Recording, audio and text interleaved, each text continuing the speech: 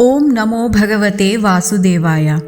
In this chapter, Shaunakadi rishis start by praising Suta that he is highly blessed, that he has listened Bhagavatam from the divine sage Shuka. So they say, please repeat to us the same story, but before that, please answer few questions.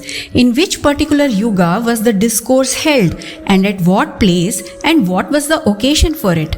His son Shukadeva is a great yogi, viewing all alike.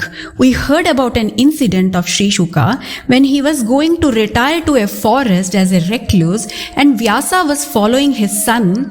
The ladies who happened to be bathing in a pond on the way covered themselves on seeing Vyasa, who was old and fully clad, but they took no notice of his son, who was young and stark naked, as he is a Paramahamsa. Noticing this strange behavior, the sage asked them the reason.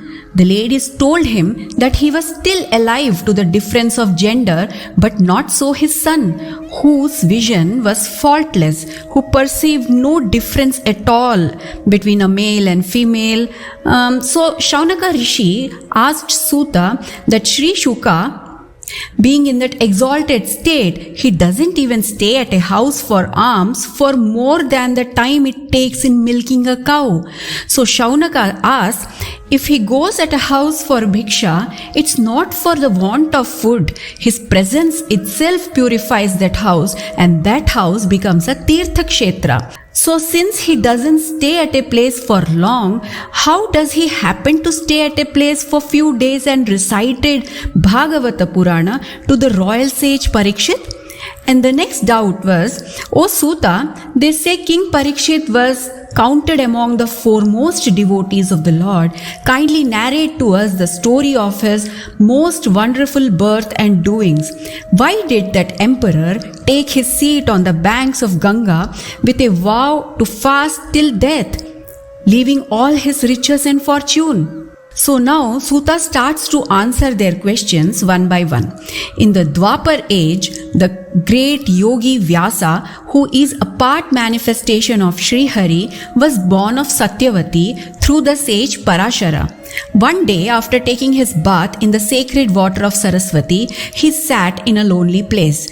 The sage, who could read the past as well as the future because of his Divya Darshana, saw how potency of material objects had diminished and people had grown weak, dull-witted and short-lived. The sage began to investigate by means of his divine insight as to where lay the welfare of men belonging to all the grades of society. He had divided one Veda into 4 under the names of Rig Veda, Yajur Veda, Sama Veda and Atharva Veda. And the Itihasas and Puranas are the 5th Veda. He taught all these Vedas to his pupils to take it forward. He was so compassionate to men of poor wits, so he did these branching of Vedas so that even the dull-witted might be able to retain the Vedas in parts.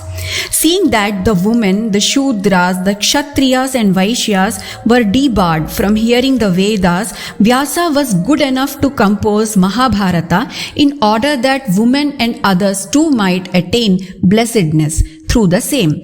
Even after doing all this, his heart was not satisfied with it. He thought to himself, observing the vow of celibacy, I studied Vedas, revealed the purport of the Vedas through Mahabharata, then why am I not feeling happy? Is it because I have not yet fully expounded the virtues that enable one to attain the Lord? While sage Vyasa was sorrowing with these thoughts, the sage Narada appeared at his hermitage as if just to solve all his doubts. When Vedavyasa saw Narada, he instantly rose to receive him and duly offered worship to the celestial sage. Thus ends chapter 4 of book 1 of Srimad Bhagavatam. Om Namo Bhagavate Vasudevaya.